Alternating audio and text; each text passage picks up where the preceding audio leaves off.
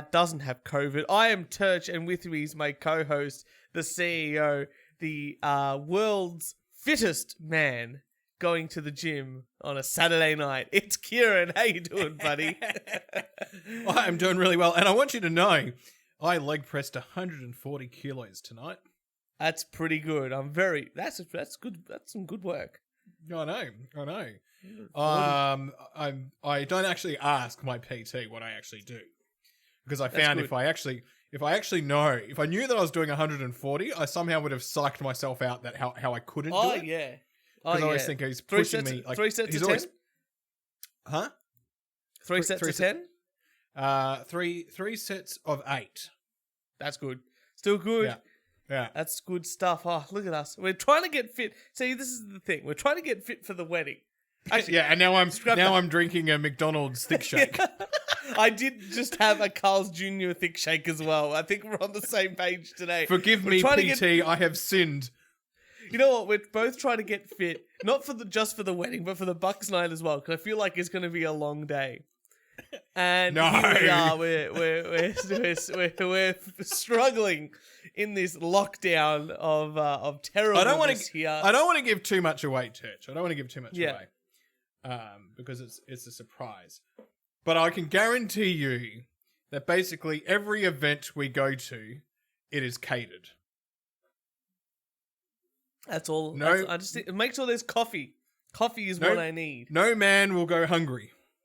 Good, because you got a bunch of very hungry wogs coming along and joining you. So you've met the quota there, Kieran. I know you don't have too much to rant about today. I have a decent rant, and then a story. Excellent. That Jess told me that turned into something hilarious, and then I've just got news. That's all I've got. All these news articles, and we could have a bit of a laugh at that. But it was 2 weeks ago, and we get back from some family thing in the afternoon, and Jess goes, you know what? Instead of making dinner, how about we just order a pizza? I'm like, oh. Yeah. You know that night, that you just go, you know what? I just feel like some carbs. We went to the gym in the morning, we did the family thing. We thought, you know what? We deserve this. We survived. We're going to order a pizza. And I go, do you want just pizza from the regular down the road pizza shop? Or do you want to go something fancy? She goes, you know what? I feel like a wood oven. A wood-fired pizza. Wood fire oven pizza. The wood-fired pizza. The good stuff. Like the good stuff, right? Sure, done. No worries. So we order the pizza and it arrives. Comes to our door. We put it on the table. I have a look and say, yep, this one's yours. This one. I open up the box properly, and I'm about to take my first slice. First slice is always the best one. So the first sip. Now this has been Ubered to you. This has been Ubered to me, but the Ubering did the job right. All good. Okay, so the issue I had with the pizza. They didn't open it up and take a bite out of it. No, it was one whole pizza. All right, good. I go in, I tried to take a piece, and I have a look at the pizza. I have a closer look at the pizza. Oh no, there's pineapple on it. How hard is it, do you, Kieran? You've cut food in half before. How hard is it, do you think, to cut something in half, even by eyesight? Like, how do you reckon you could get it like 99% of the time? This pizza was very much cut about like. When it's a circular shape, let me tell you something, Church. When it's a circular shape, it doesn't matter eyesight wise. It doesn't matter how the first cut's fine, because whatever you do, it's going to be in half, right? But idiots then go. Well, you say that. No, you say that because, yes, you've still got to cut it in the middle of the pizza. If you cut it in half, and then you cut it in half, instead this is like, round like this, and you cut it here, it makes sense. Yeah. But if you cut it here, that's not really in half. That's more of 80% of the pizza or 70% of the pizza on one side and 30% of the pizza on the other. It's not really half. And then you try and cut the rest of the pizza. So on one side, you've got these little shitty triangles like this. And the other side, you've got triangles. It's not even. And I think to myself, oh, look, they've obviously fucked up my pizza. Look, everyone can have a bad one. You're going to have, in the 100, you're going to have one bad one. Easy. Yeah. So we open up Jess's pizza, and it is cut exactly the same terribleness. And I'm like, how does it cut? You know, and this is from a local shop. It's supporting local businesses, right? Local shop, local Italian sort of place. How can I understand? Like, they're gonna make more mistakes than probably the big chains that probably have like a X-Acto pizza cutting machine or something like that. But if this place here specifically makes wood fire pizza, you're like, yes, I'm gonna make wood fire pizza. I'm gonna buy a big wood fire oven. I'm gonna do takeaway orders and have pizza there. So the pizza guy, you would think, even on a Saturday or Sunday, on a Saturday night, you'd think would be the A-game chef. Yeah. And he should be able to cut a pizza evenly. Like, if I was to share this pizza, someone would feel very shortchanged. I tell you what, if you're sharing that with me and I had the humongous piece, I'd be like, oh, I didn't cut it. You know, this is one piece. What are we all getting? Two pieces? Right. Yeah. But on the other side, someone would be going, well, I had a piece, but you know, that wasn't really... That doesn't really count. A piece. That doesn't... I'm going to have 18 of these slices here. On the other side, you got a piece the size of your fucking head. So, how much? I don't understand... How much would you pay less for them not to cut up your pizza? You cut up your pizza yourself. Oh, I'd say $1 off. You know? We don't. You get to cut it. Yeah, I would cut my own pizza for sure. And then you get the slices that you want. That's right. I actually don't get. I saw this on. I've been watching more and more cooking videos on YouTube, but one thing I've noticed on. Yeah. Kay's cooking is hilarious. Kay's cooking is the greatest YouTube channel to have ever been created, the greatest cooking channel ever. But my housemate cannot watch Kay's cooking. I know. I can do a marathon. Gags of it. Every time. I can watch a marathon of it and just enjoy it the whole way through. I like the fact that the son at the end. Yum. Oh, thumbs up. I can't believe that.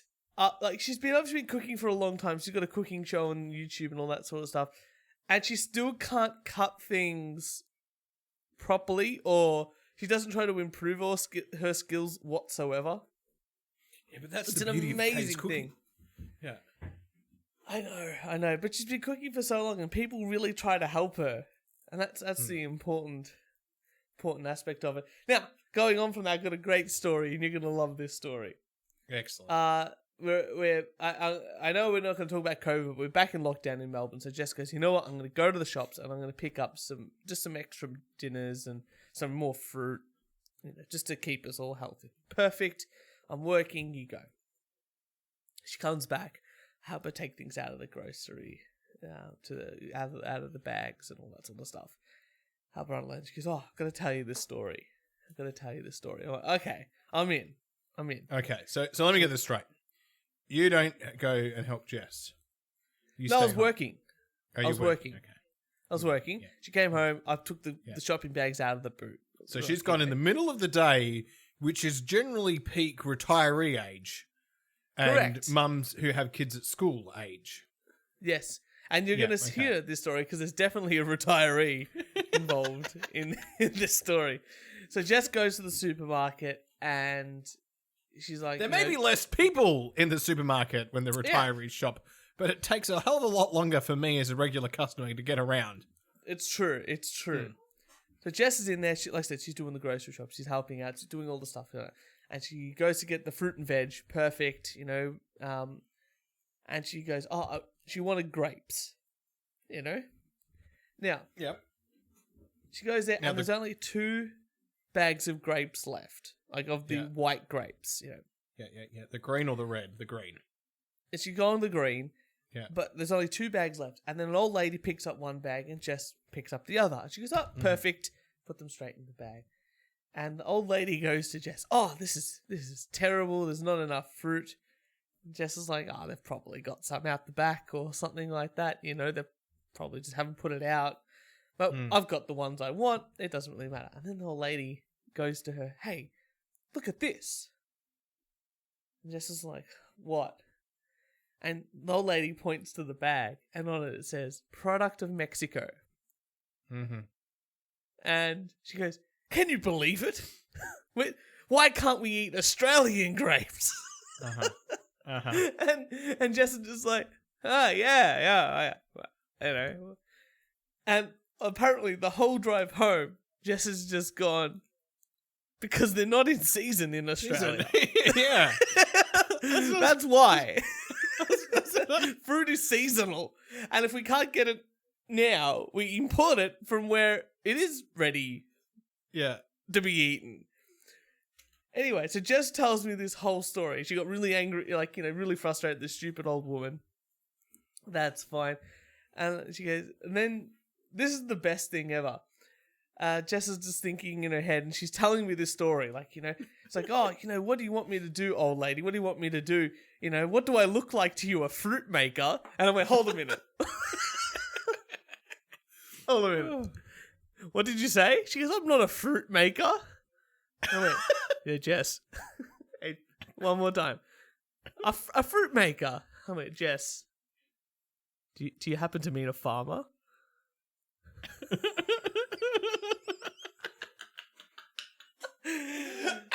And she goes, I don't know what they're calling it. The farmers, Jess. They're the ones that do the farming. The one that grow things. Yep. That grow the fruit. You know, the fruit, harvest you the know, fruit. the fruit maker.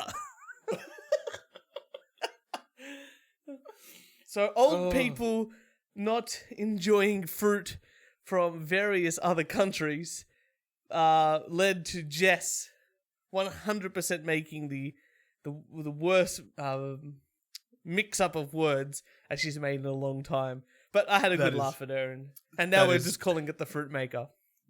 That is hilarious. The good old maker of the fruit. Well done, Jess. That was good times. Look, I just have to say, I hate shopping centres. Yeah, they're pretty bad. They, you know, just people get in my way. I know what I want when I go into a shopping centre, especially into the fruit maker's selection, right?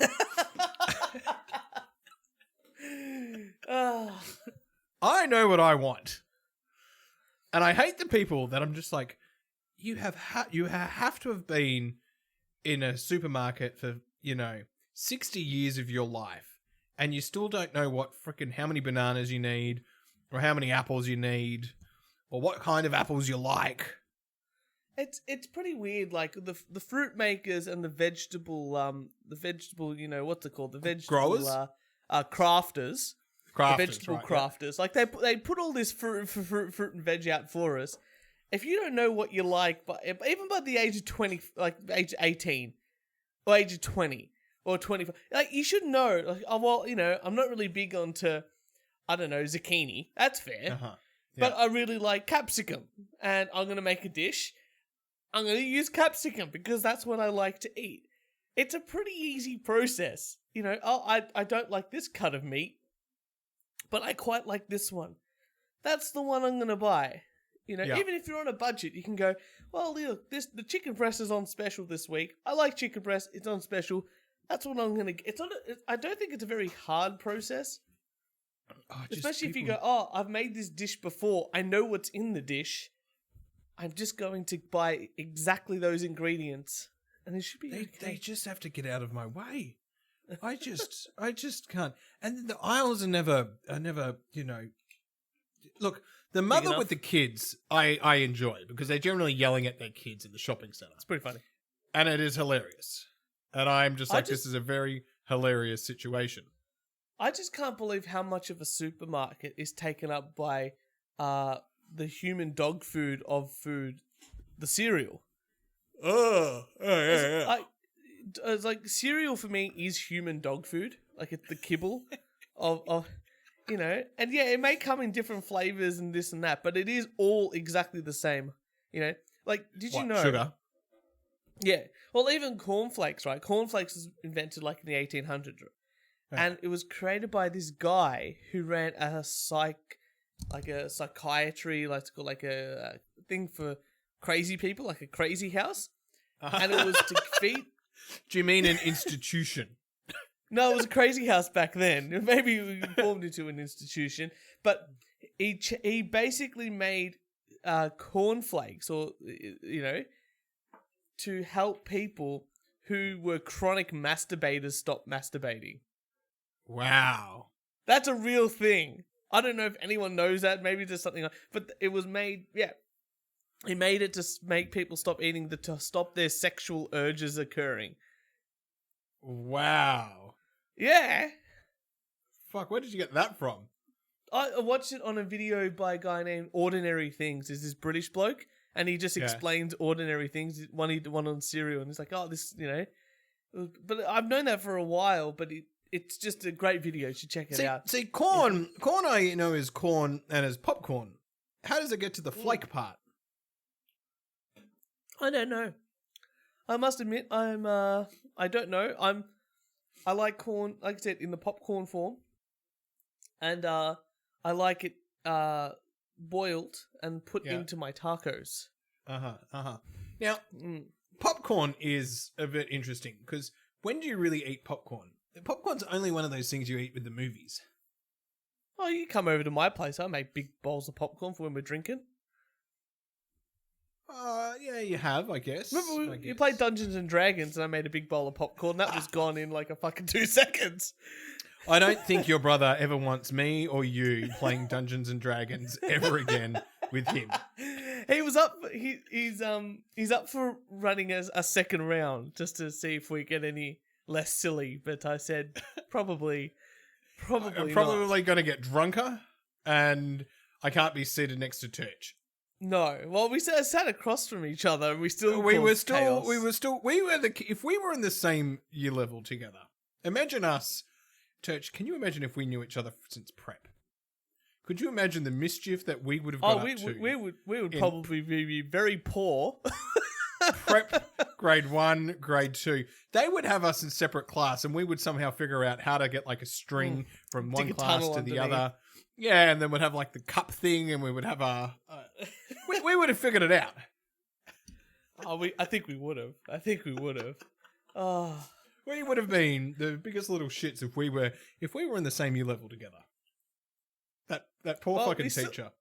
We still annoy. And your poor brother had to deal with us as grown-ups, which is probably even worse. And we were drinking. Well, I was drinking, definitely. Far out. Which was even worse. Oh, it's true. Yeah. Kieran, do you want to do some news? Let's get some whip around. I got a whole bunch of stuff we can have a look at. I've got some news for you, Mr. Turch. Oh, shit. We're a bit sketchy here because, we didn't do a show last week. We didn't do a show last week because I was very busy trying to organise my life with this stupid lockdown here, but you know how it is.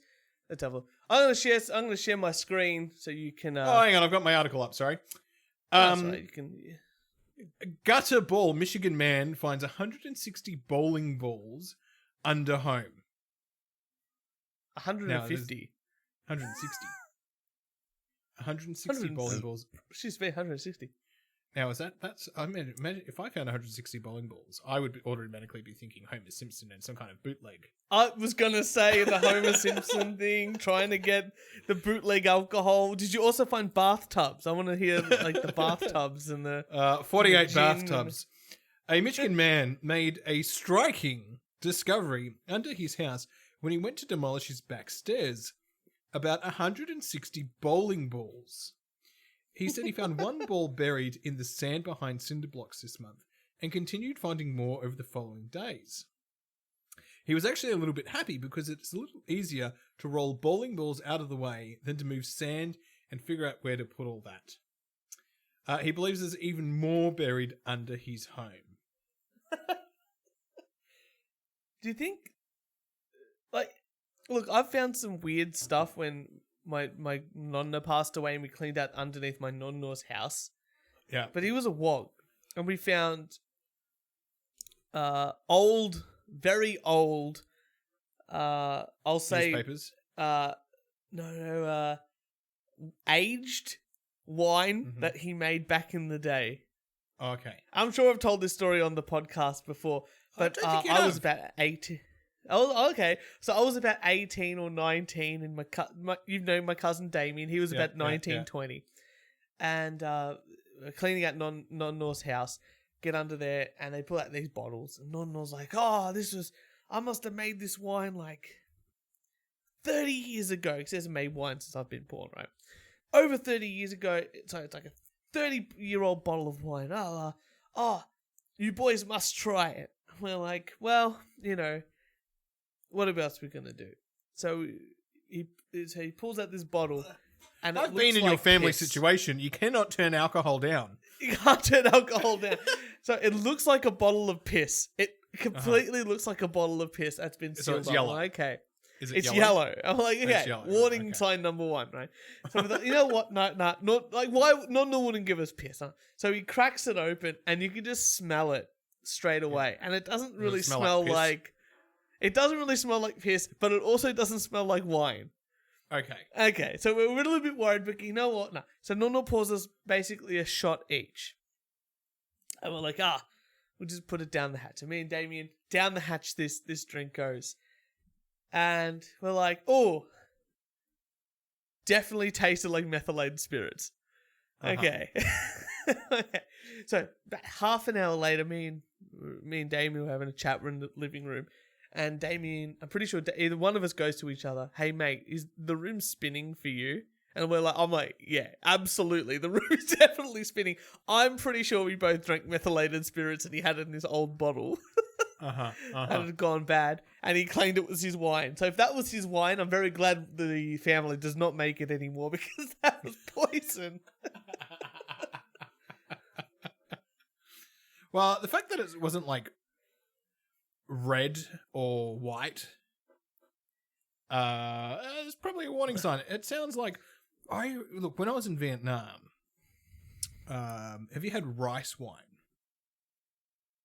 A very long time ago, I tried some, but it's stronger. It tastes tangier. Yeah, but it was also like blue. It's Oh, like a really? bluey color. I think you can get clear one, but the one that I was drinking was blue. Fuck me, that was potent. That was, and still is, really, really fucking potent. And of course, me being in Vietnam, I didn't realize how alcoholic it was, and kept doing shots. And then one thing leads to another. It sounds like we're gonna have to have a night on the. We're gonna have to have a night on the blue rice wine. The rice wine, yeah. Well, I'll have to go there to Vietnam first and bring some more rice wine back with the spoons. With the spoons. See, finally, you can use COVID as your cover for the lack of spoons. All these years later. Kieran, I'm gonna share. Like I said, share my screen. We'll have a look at some of these fantastic news articles that I have ready to rock and roll. You get excited because we have a lot of craziness. Well, I'm excited. A lot of craziness going on. I hope you can tell through my voice. I am excited. I'm very, very excited. This is the best part of the podcast, people. Filling in dead air. Alright, can you see the screen? Oh, I can see the screen, and I think I already know. There we go. Bigfoot carrying a cub across the river was captured in Michigan. This is very recent, Kieran. This is only a couple of days ago. In early July 2021, a resident of Michigan, USA, named Eddie W. sent an unusual photo and video to the Rocky Mountain Sasquatch Organization, RMSO, Bigfoot Research Organization. The picture showed a certain two-legged creature covered in with brownish, reddish fur, which crosses a river holding something similar to the same creature, only of a smaller size, probably its cub. And the photo is below, and you can sort of see the photo there. Have a look at it, Kieran. That's the small picture of it there, but that's it sort of zoomed up. I've got to admit, that just looks like that could be a guy in Speedos. When I looked at it, I thought to myself, that is a man in Speedos walking across. I don't even see the cub anywhere. It just sort of looks like he's like just walking along. But do you want us to watch the video? Yeah, let's watch the video. Here's the video. Here we go. There you go. That's it. It's slowed by 50%. But this is what the video was. Why does everyone, and I've said this before, why does everyone that captures videos of Bigfoot and aliens have no quality cameras? Like, even my phone camera would have taken better video. Yeah, even today. Of this. Well, this is recent. This is like a couple of days ago. This happened. So it wasn't like he had he would have had some sort of regular camera. I'm not quite sure what's going on here. It just looks like this person has had a really bad tan. You know, the Trump orange. It does. He's very orange. It's not even like, see, look at this I would just say that's his bicep there, right? Yeah. That just looks like an arm that's flexing. It doesn't even look like it has hair. And you're right. It looks like it's got like a. It looks like he is carrying something. Kinda. But he could just be really fat. I don't know. In the video. In the video, you can't really. Like, that's the video. Like, that's. That's just a fucking person. Yeah.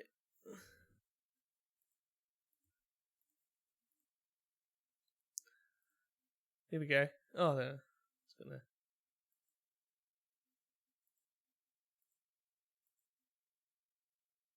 4.7-second clip. That's all it was after all that. So anyway, so Bigfoot might be real now, which is very exciting. And this is my next article. Bigfoot can be whoever you want. About Bigfoot. So look at this one here. You should help me out with this.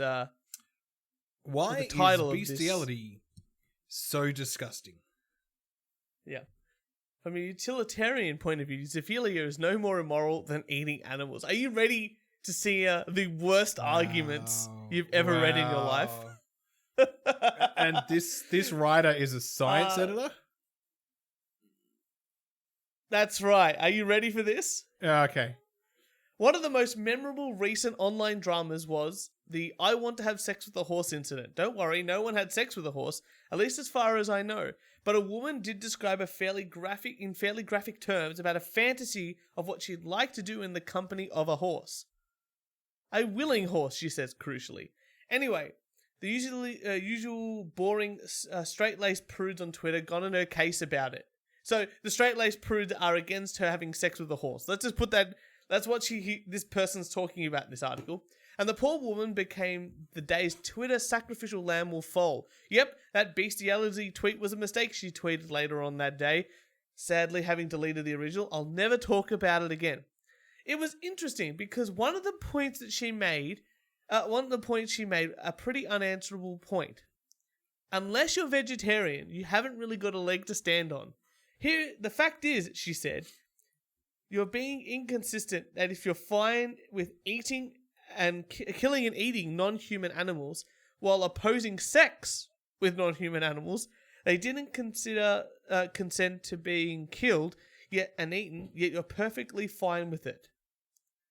So that's her argument, that you're happy killing and eating an animal. Yeah. But but you're not happy with it, you're not happy fucking it. Jonathan Haidt, in his book The Righteous One, talks about a phenomenon called the moral dumbfounding. That is, when something is disgusting and you want to say it's immoral, but you can't think of the reason why it's immoral. So you just end up simply saying it just is. One example he gives is a man going to the shops and buying an oven-ready chicken. That evening, before cooking it, he has sex with it. Then he cooks it and eats it. Is it immoral? Apologies if you're having chicken for dinner, by the way. Most of us want to say, yes, it is immoral, but most of us, especially those in the West, on the liberal left side of politics, think of morality in terms of whether someone is harmed, oppressed, or cheated. And when you're making love to a dead chicken and then eating it, who is harmed? The chicken? You feel as far as the chicken's concerned, the worst has already happened. The man eats the chicken himself, so it's not inflicting violated chicken on anyone, and it's properly cooked, no risk of disease. Who is the victim here? I wish people... So this is the rest of the article. We can go on about it. But I'm pretty sure... that the person who thinks about this... Like, I think the people that do this sort of work and think about these moral conundrums, and it's not at the pub having beers with people, probably should die. And I feel no moral... And, you know, they're talking about morality here. I feel no moral consequences of these people dying and then getting raped by an animal. See what I mean? Like, these arguments are really... You know, they're talking about morality, right? And... Alright, I can tell you what happens. If an animal came and raped a human, that animal would be put down.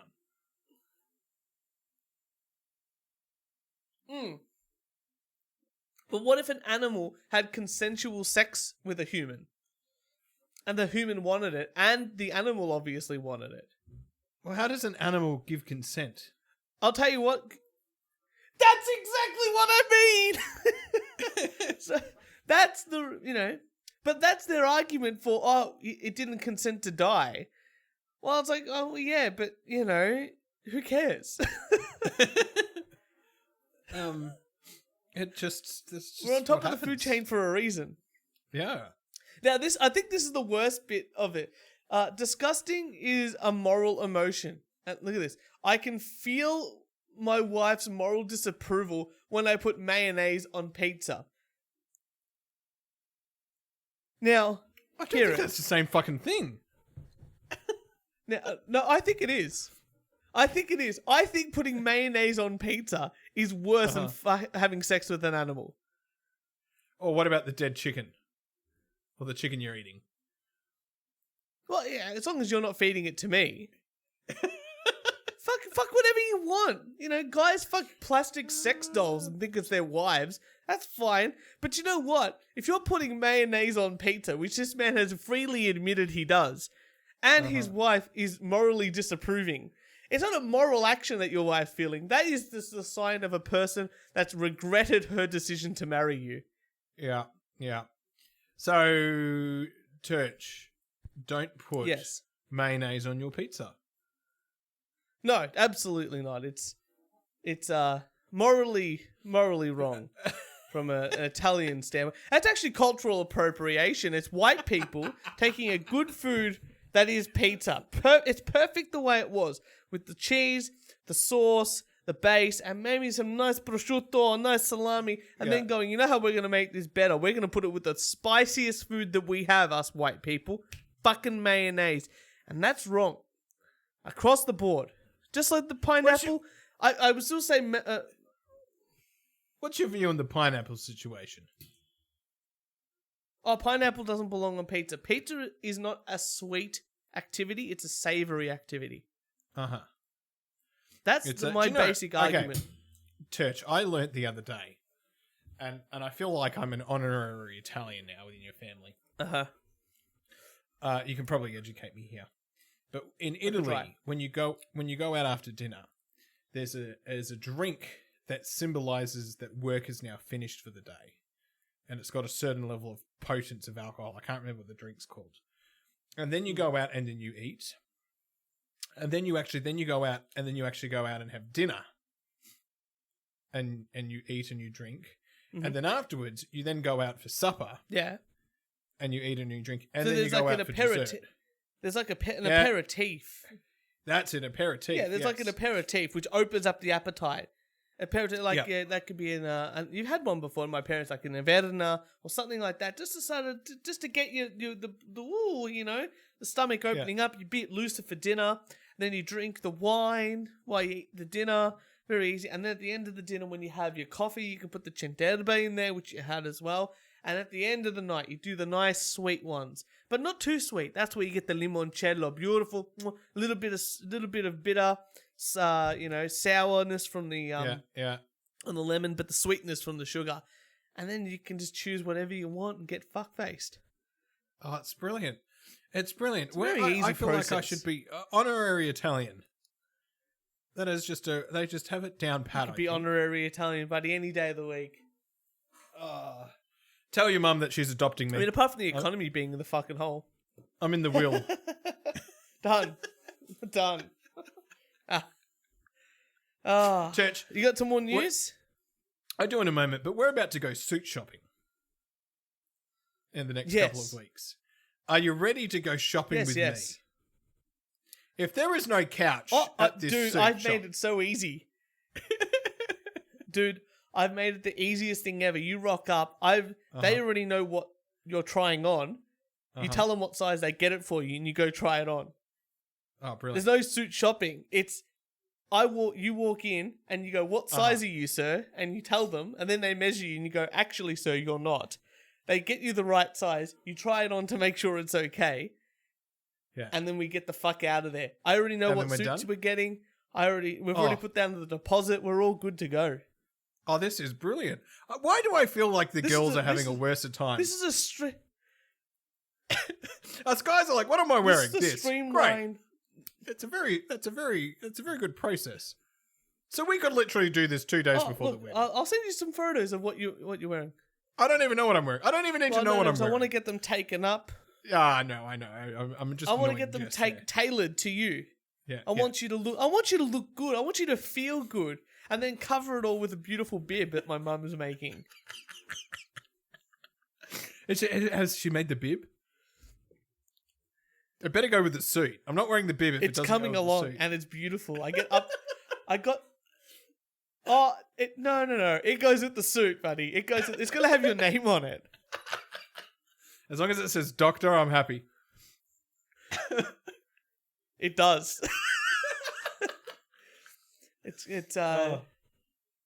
We're gonna make sure that everyone knows that you are the most learned man in the room, but you're also the only person with a bib.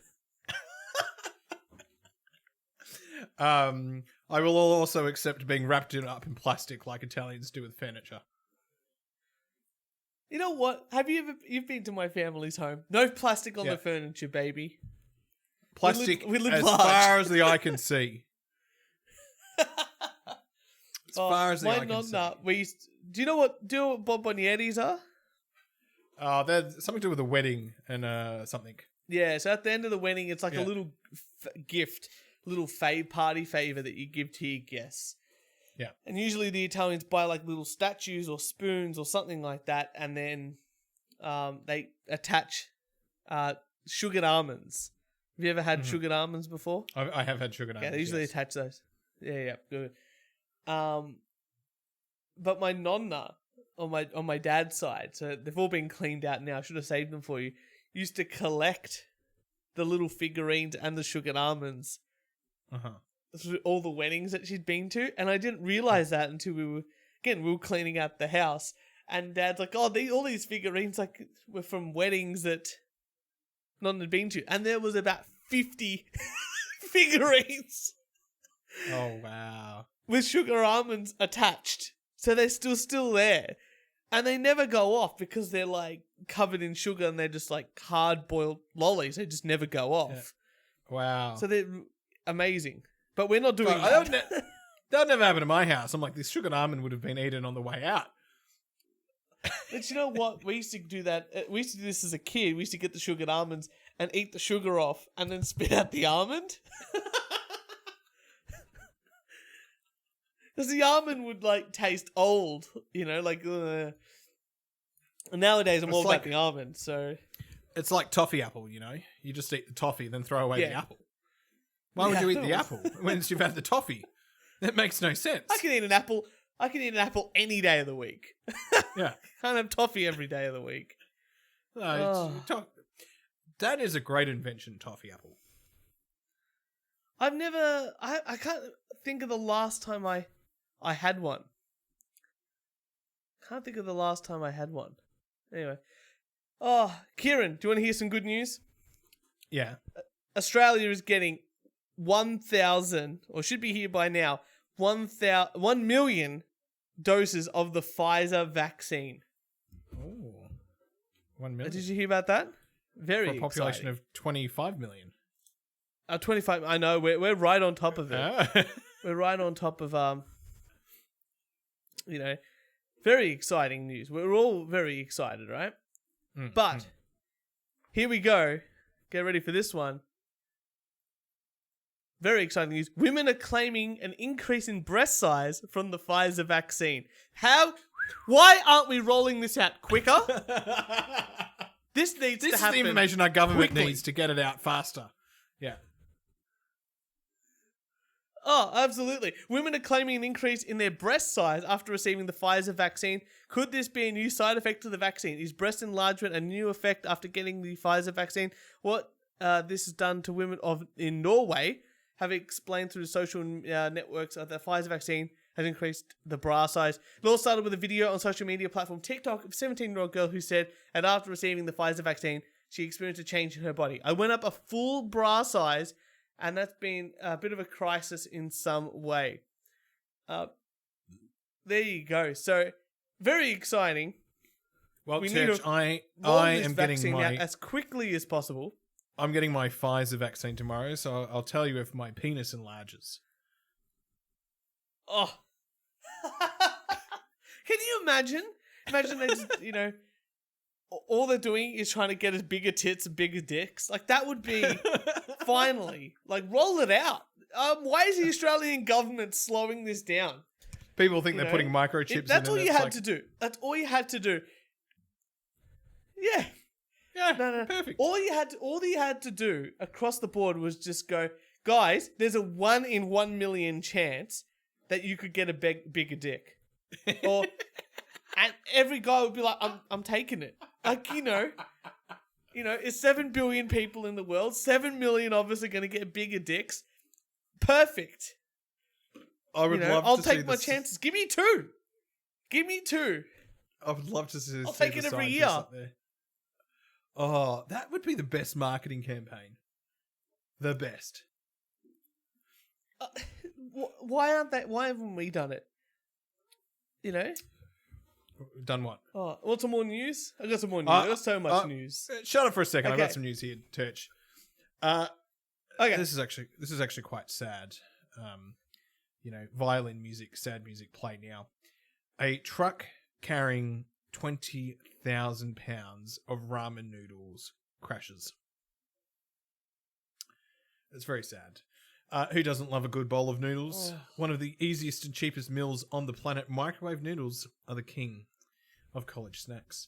But on this fateful day, one truck driver crashed into a lake while carrying 20,000 pounds of ramen noodles. The lake was soaked up immediately.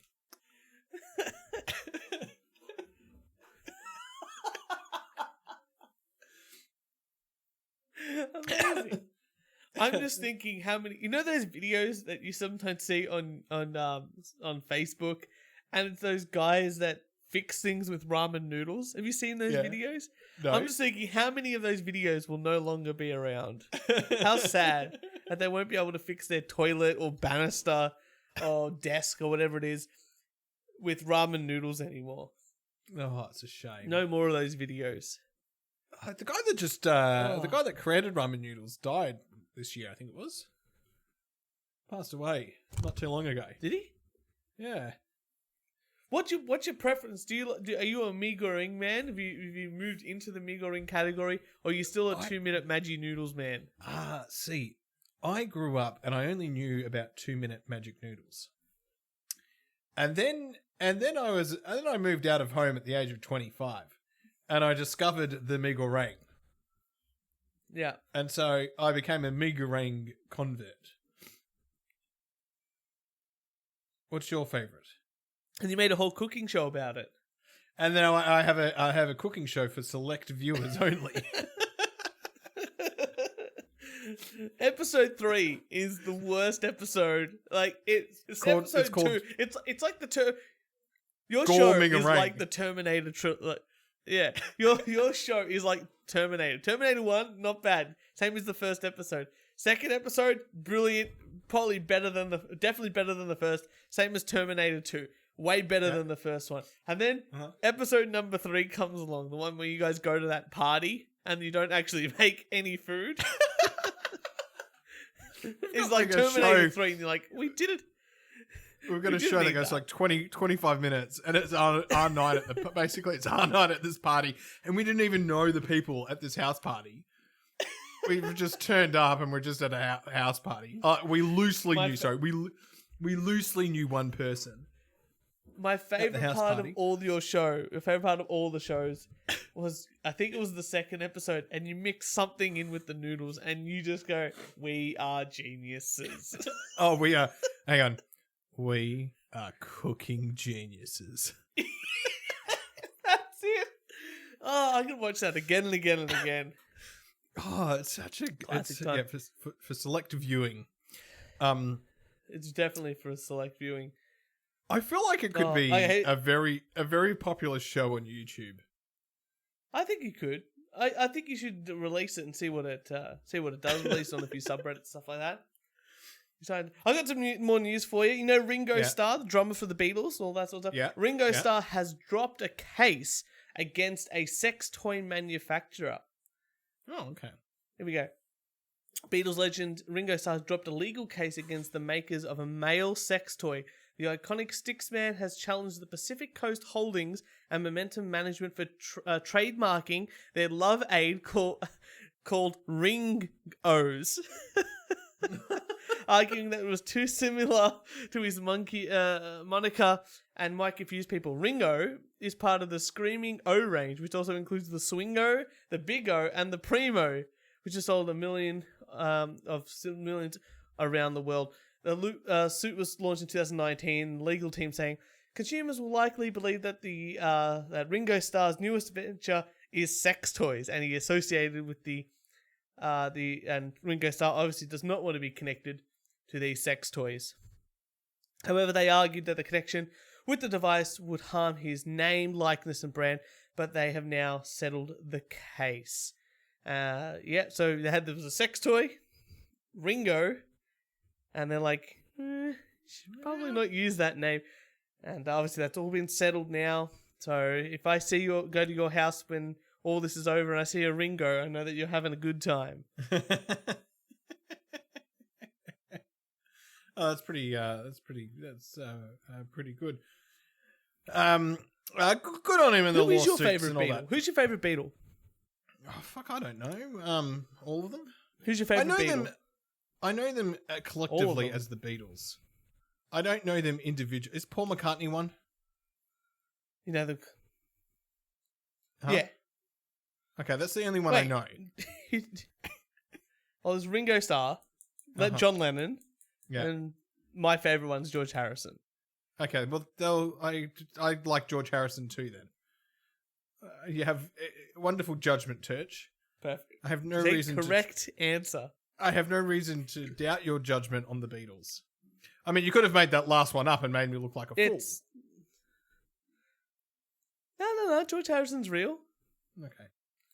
It's like Harrison Ford. He's a lead guitar player. Yeah. Wrote the best Beatles songs. Favorite song is Yesterday. Favorite song is Yesterday. Yesterday. That was by Paul McCartney and John Lennon. Oh, was it? Oh. And Paul McCartney. I don't know. Well, what's another Beatles song? Strawberry Fields? You don't know.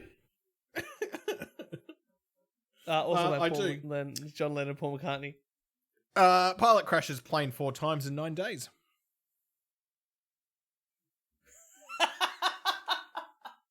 Oh. I don't really have a news story after this. That this guy can crash this guy crashes a plane 4 times in 9 days, still lives, can still fly planes. And one Muslim guy can fly a plane into the World Trade Center and knock it down.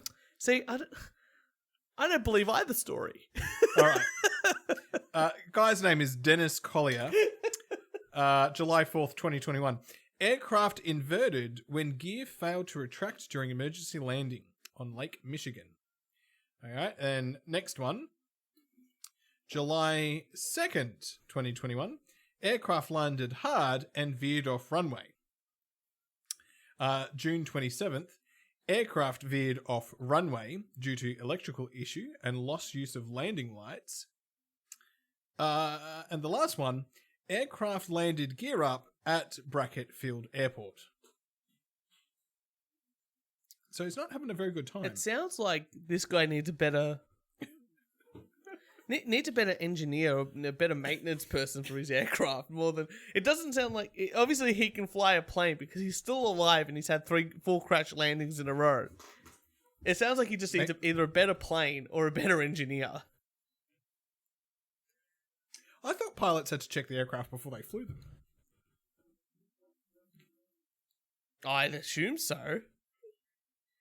I'm assuming the pilot doesn't check the Qantas plane that he's going to fly around, like he would have a whole crew for that. But I guess if like a solo flight type of plane, like, 1 or 2 man sort of operation, I would assume they would probably be checking something. But either way, you probably need to check these things before you fly. Well, good on him. 4 crashes, 9 days, no deaths. Some would say that is an impressive. He's done well. Record. Yeah, he's done pretty well. Most people have crashes and die. Yes. It's true. I'll give you that. I have this one, Kieran, and should be sharing the screen now with you. London Borough apologises for having an actor in bare-bottomed monkey costume with mock genitalia encourage kids to read more books. This isn't moral. This is the picture. I don't know why, but I feel like this man should not be reading or being anywhere near. Oh wow, that is definitely a fake dong. And there you go. There's boobs as well. There's boobs. Can you imagine? Like, is he wearing a dildo to the library? Yeah. This guy's there and he's promoting to read books. I think this man should also read a book instead of doing this. We're talking about morality before, but this is just ridiculous. Would you like to describe this for our audience listening? Okay.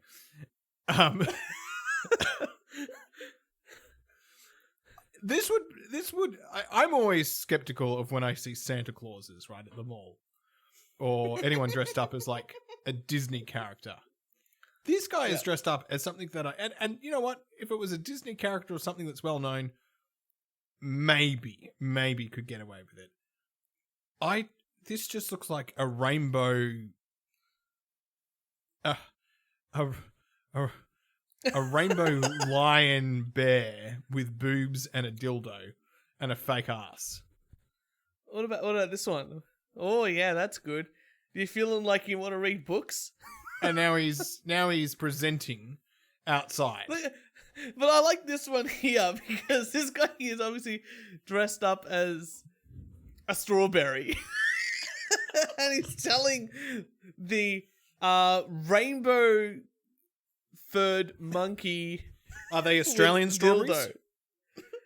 No, this is in the UK, I think. Yeah, oh, London. Look, no. But the dildo's okay if it's an Australian dildo. You know, the woman at that's true. That's right. Don't want any woman imports. at the supermarket. Don't want any imports there. Yeah. Yeah, but can you imagine? Like, you go, I'm gonna take my kid. I'm gonna do the right thing here. I'm gonna take my kids. To the library, learn, pick up a book, reading this, that, and then this guy comes up to you and your children and goes, "Hey kids, read books." How quickly do you punch him in the face? Pretty quickly. How quickly do you reckon police would be like, "All right, he's punched this guy in the face. Do we charge him? Nah, just let him go. Just give the guy that punched him in the face a warning." I think you would almost get away with it because how can this be more legal to go out in than not wearing a mask? It's fucking ridiculous. It's great, huh? How about this one here? Here's some news, right? Shark advocates call for rebranding of violent attacks as interactions. Marine experts suggest swapping the word attack with negative encounter or incident. So What? marine It's like when we're on, experts it's like when we're on the train and it stops. And it's like, Yeah. I'm sorry, this train is delayed because there's been an incident. And we're like, we all know what the incident is. Yeah, we killed someone. It's all good. Keep Yeah, it running. Just keep it moving. Marine experts and advocates in Australia, so this is local, are urging the public to refrain from using the word attack in reference to sharks, declaring that that the majestic predatory fish has been unfairly stigmatized as a deliberate killer. Now, if I'm going to say anything, that is the biggest load of bullshit ever. Sharks are 100% predators and nothing but. They absolutely are deliberately killing things. Yeah. But Church, we as humans can't consent to that. Well, then, then it is an attack. That's even more of an attack. It's definitely not an incident. Yes, it is a negative encounter. Yes, when that man raped you, was it a negative encounter or an incident? No, it was an attack and a rape. It was sexual assault. That's what it was. I'm pretty sure. Look, we don't. I'm a person advocate, and I'm rebranding, all violent attacks as negative encounters. Like, there's no way you could get away with it if it wasn't an animal. Well, really, this is a podcast incident. Really, it's not a podcast show. It's more of a negative. It's a negative encounter more than anything else. I got one more article here. Woolies is releasing these new stickers for the upcoming who can get COVID the quickest Olympic Games. Yeah. But they've decided that they're going to make all these animals that all have furry vibes. These are the real... I'm sharing my screen, AM. Can you see the animals here? Okay, these are the animal collectible stickers that all right, that so Woolworths is releasing right now. We've got a lizard fairy. We've got are they dogs? A couple of kangaroo fairies over there. Yeah, so there you go. Don't be surprised to see adults lining up to cop the latest freebie with your groceries. Collectible stickers of animal sporting Australian sporting heroes. Didn't take long for Redditors to point out that mascots had a distinct furry feel to them. I, for one, welcome our new furry overlords. So across the board, all these furry fans are just like, fucking hey, we're in. Finally, one for the little guy. So I'm glad that the furries are getting their masturbatory aids from Woolworths sticker books to celebrate our great Olympic Games. I would also like to welcome our furry overlords, and I look forward to seeing what Coles produces in the next couple of days leading up to Tokyo Olympics. I think the Batuta Advocate said it best. Just give us the 100-meter dash and just cancel the rest. Does anyone care about any other event? I'm not going to watch the Olympic Games soccer. Church, there's like Swimming? the shooting. Yeah, swimming's fun. There's the shooting. There's the what else are the games? Oh, you're going to watch the BMXing and skateboarding? The kayaking. The kayaking's fun to watch. The kayaking. I think I've said this on the show before. I prefer the Winter Olympics. In the 1900s was the only time that they ever had pigeon racing as an Olympic sport, and then they stopped it. And I think it was to stop pigeons winning Olympic gold medals.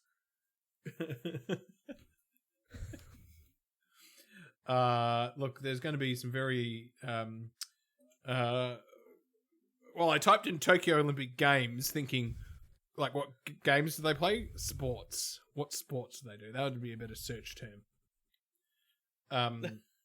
And now I've just got shopping. This is not going to... This is not going well. I don't want to do shopping.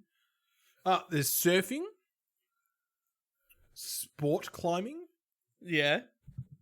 karate, table tennis, archery. There we go. We got 3-on-3. I'm just having a look here. 3-on-3 basketball. So they got 3-on-3 basketball and regular basketball. Okay. Yeah. Archery. There's golf. I've always thought that golf was a weird one to have in the Olympics. Yeah, Because isn't there like already handball? Handball's been in the Olympics for ages. Oh wow! There's karate and judo, and taekwondo. I mean, handball's the only one that I think I could actually like make it. Commonwealth game has lawn bowls. It's true. You should do what that guy did that transitioned over to be a woman and join the women's handball team. You'll be the tallest one. Am I not allowed to say that? I'll be interviewed. You know, what are you doing? I'm like, I want to get a gold medal. This is the only way I can do it.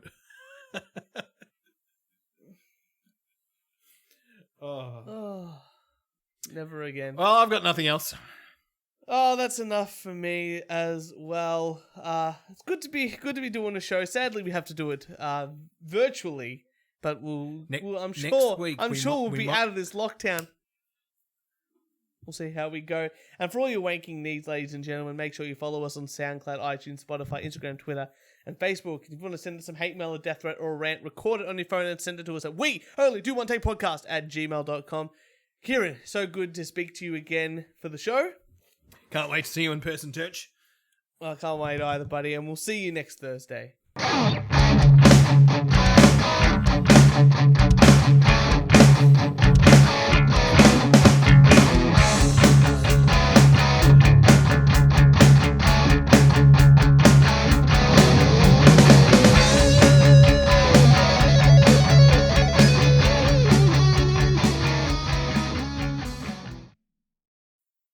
Come on, man. Motherfuckers, guys, come on. Give me the 5-star rating, baby. Give me the 5-star. That's all I want, baby. That's all I want. I'll fuck all the beautiful girls in the goddamn world. They'll fuck a 10-star. I just want 5.